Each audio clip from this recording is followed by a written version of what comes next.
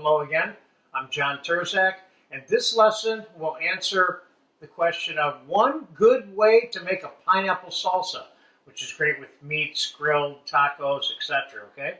So the ingredients are fresh diced pineapple. We're going to use 2 cups. Jalapeno, and you could use cilantro or serrano, or you could use chipotle, or you could even use dried chili flakes if you want. Green scallions, a little bit of Mexican oregano, some fresh lime, some cilantro, a little bit of minced red pepper, which you could also use tomato instead of this if you wanted to add a little color, which is part of the reason why I'm adding it, and a little pinch of salad oil, or vegetable oil. I'm going to start by taking our diced pineapple, getting it in the bowl, and I will quickly show you how I dice that pineapple. Of course, I have a how to clean, completely clean a fresh pineapple video for you.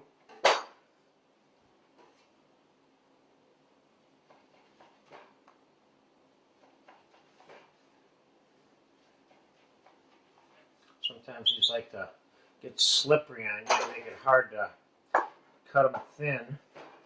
But you want it diced fairly small so that if you're putting this with chips alongside maybe some guacamole and tomato salsa as a little chip station, that you can balance the pineapple properly onto the chip.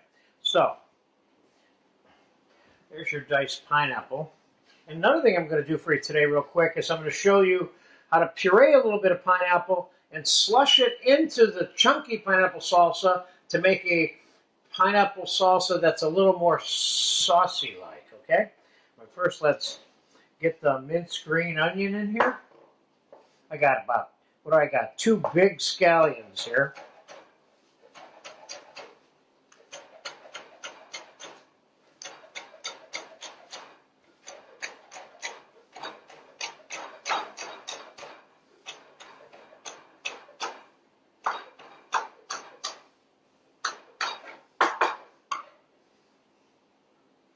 Could you put minced purple onion in here? You absolutely could. You could put white onion in there, but I think you want a little bit of color. So let's put a little bit of red bell pepper in there.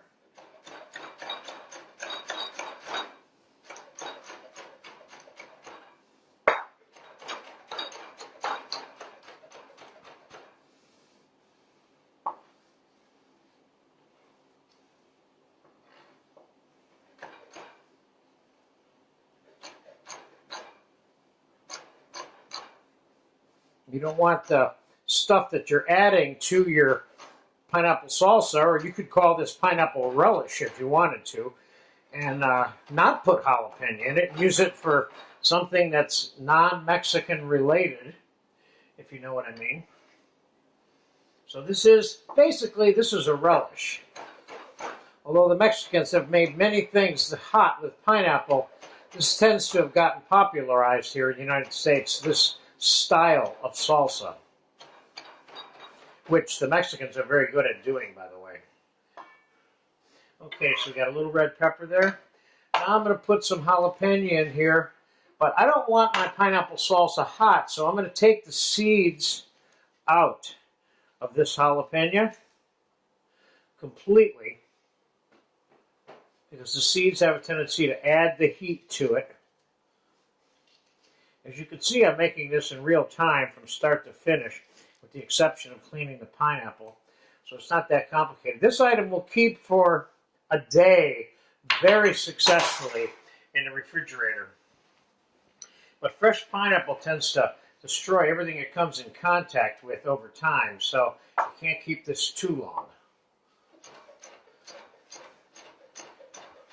Now you could, instead of mincing this, you could add this in julienne pieces, small, fine julienne pieces, but I prefer it minced. That way everything in the relish is also minced. And it has one consistent look to it. Okay, there's your jalapeno. Now you put whatever amount of jalapeno or serrano or whatever it is you're using that you want in there. forget about my formula. I'm giving you a good guide for making this the way you want to some degree. Got about a third or a quarter of a bunch of fresh cilantro there.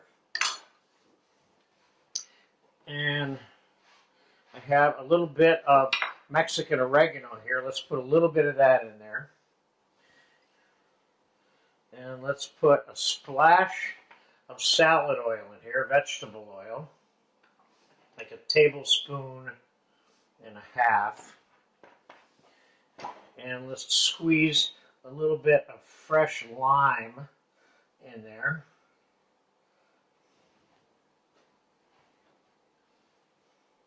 I got about 1.5 limes that I've squeezed in there, but these are not the juiciest limes that I've ever seen.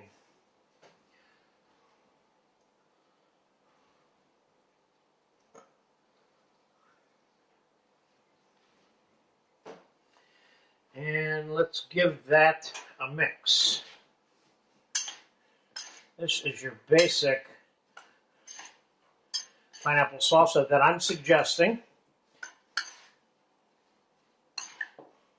Sometimes if your pineapples are not really ripe, and this has happened to me a number of times, keeping in mind that I've owned 4 Mexican restaurants and I've used this kind of thing a lot. If I got stuck with a pineapple that wasn't completely ripe and I had to use it, I'd just add sugar to it.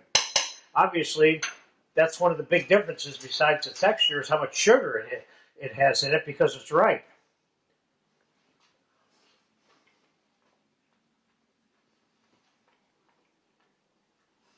This is good just the way it is.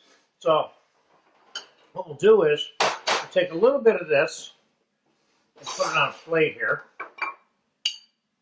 That's nice and chunky. This is a great fresh tasting summer thing, but I wouldn't hesitate for a second to eat some of this in the wintertime. Now I'm going to take a little more of this and put it in a separate bowl. And I'm going to make some pureed pineapple in my little mini food processor here.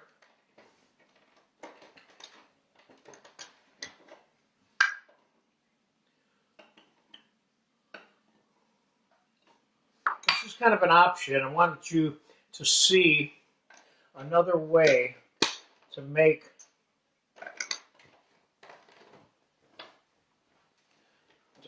the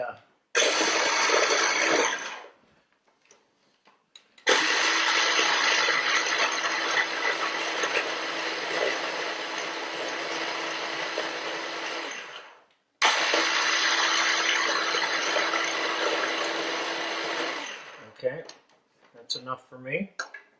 Now, let's take some of this and add it to the pineapple salsa. I'm showing you here how to create another dimension to a pineapple salsa. You put some pureed pineapple in it. This one can take a little more. Matter of fact, I'll just put it all in there. I'll take the risk that I have the right amount here. I had about 3/4 of a cup. Now you've got this more of a saucy type texture. And I'm interested in tasting this as well. Real quick. I like the way this looks.